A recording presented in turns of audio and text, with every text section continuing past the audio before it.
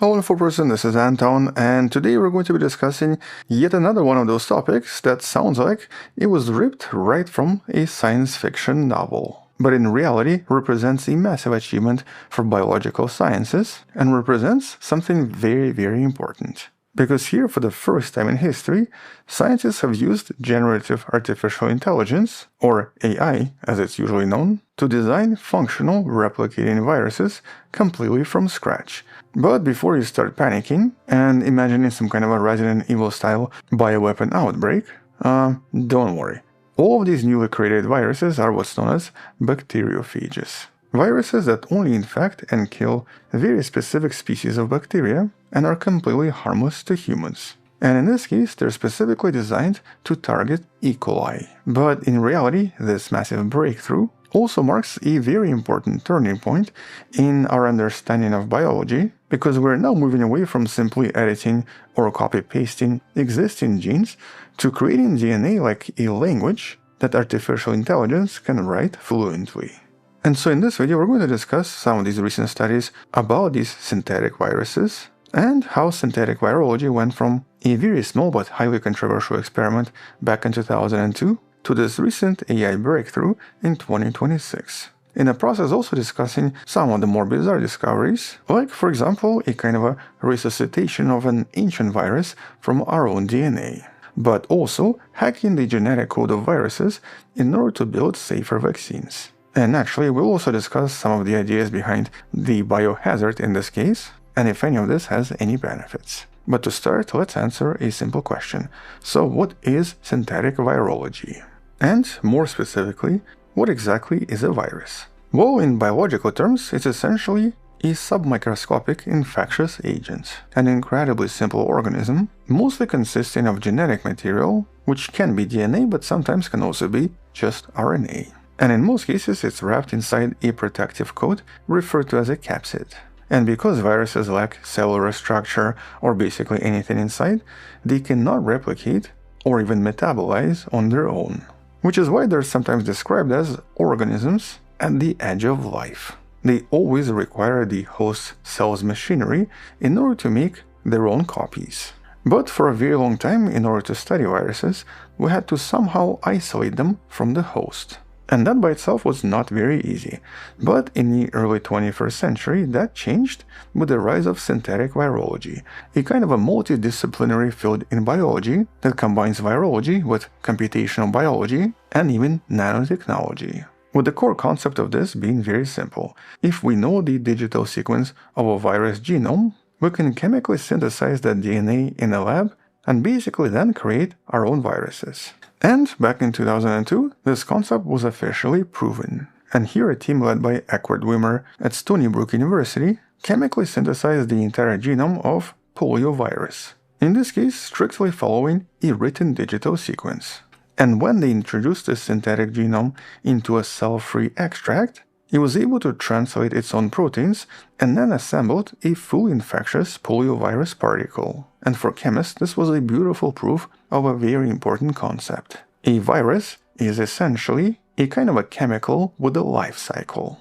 And once inside the cell, its program for survival takes over, and that's when the replication begins. But just 18 months later, in 2003, a separate team successfully synthesized the first DNA virus genome of a bacteriophage, assembling over 5,000 base pairs in just 2 weeks. And naturally, this was just the beginning. Once scientists realized we can basically write our own genomes, they started to take this to the next level. Which basically brings us to this next branch of science that was technically started less than a decade ago, archaeovirology, using genetic synthesis to resurrect ancient viruses in order to understand how they work, which can then be used to prevent this from ever happening again. And well, here's one of the best examples, based on a study from 2009. And this involved the infamous 1918 Spanish flu. But the thing is, this pandemic happened before virology existed, and so we literally know nothing about the virus itself. But starting back in 1995, a team led by Jeffrey Taubenberger managed to recover tiny fragments of the viral DNA preserved in the lung tissues of some of the victims, and they then managed to sequence these fragments synthesizing the genes and reconstructing the virus using reverse genetics. And well, by studying this reconstructed virus, they were able to discover why it was so lethal and so dangerous. And it was mostly tied to what's known as hemagglutinin gene, which they then were able to prove by splicing this into a modern seasonal flu strain and basically making it much more deadly to mice. Discovering that this particular strain seems to trigger a massive immune system overreaction, which then causes a lot of strong mice to basically die,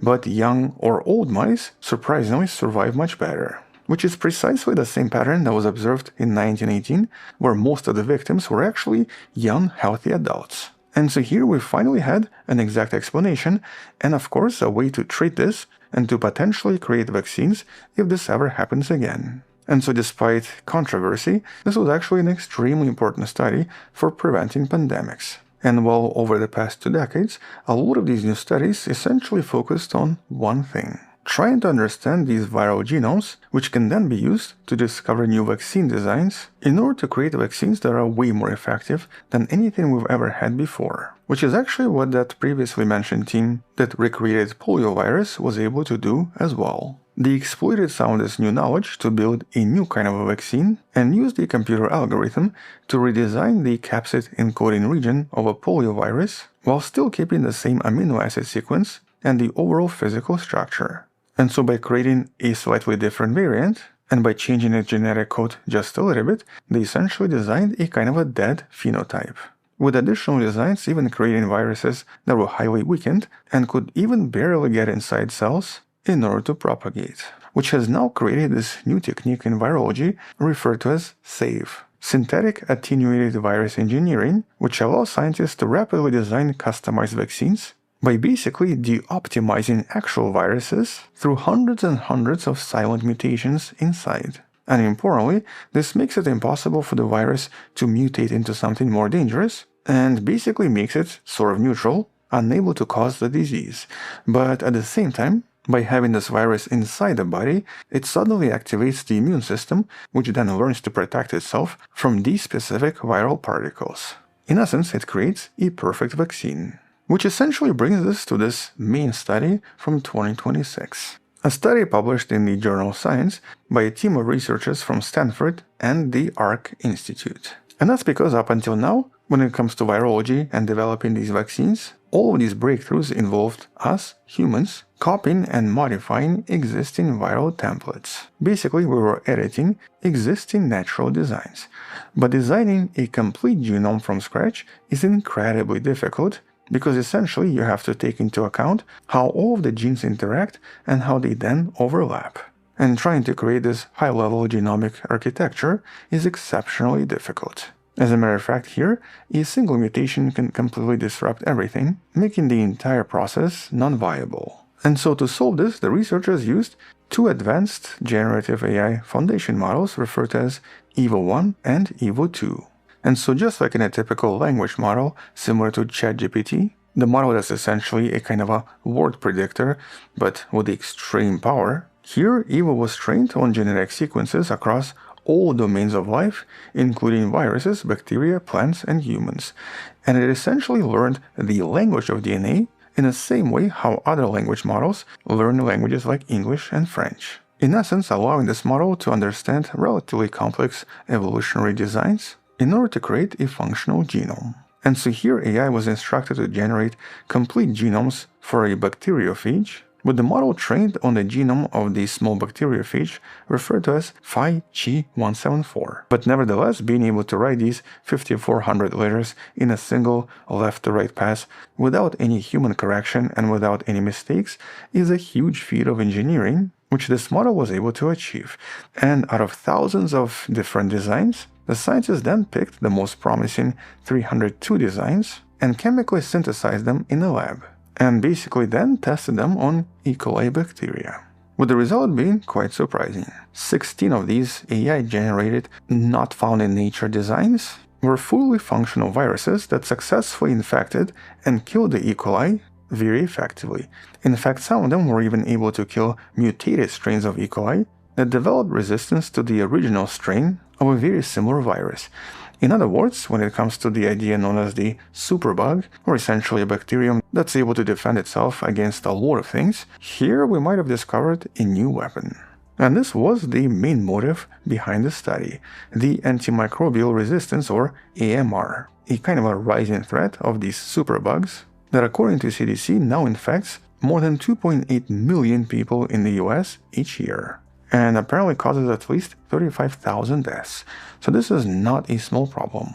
And so if a bacterium develops resistance to some kind of a virus or some kind of a medication, here by using these biological models, it can be possible to write thousands of genetically distinct phages that can then be used to infect this bacterium. Although the obvious next question is, okay, so can this be used to develop something else? Can this be dangerous?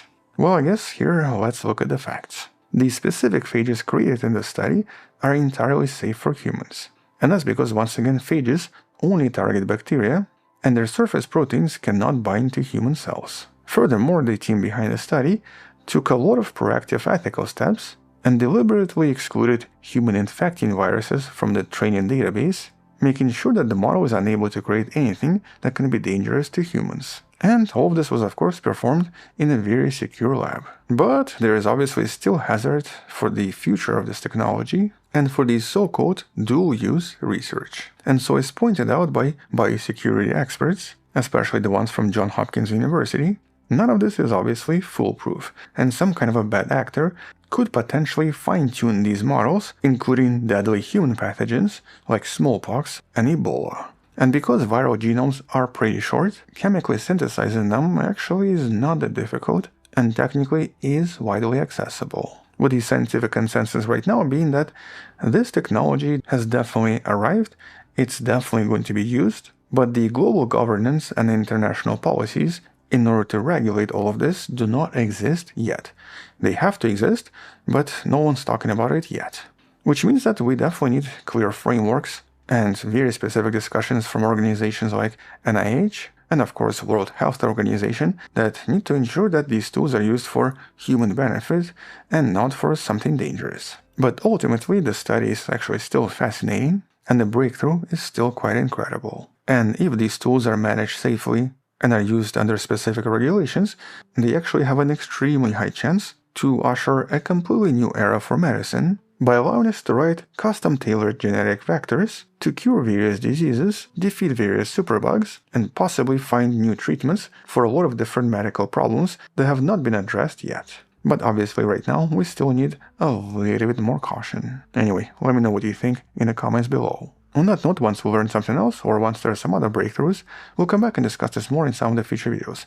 Until then, thank you for watching, subscribe, come back tomorrow to learn something else. Support this channel on Patreon, where you can find additional videos without any ads and can name me directly, or by joining channel membership that grants you early access. You can also support this channel by buying the Wonderful Person t-shirt in the description below. Stay wonderful, I'll see you tomorrow, and as always, bye bye.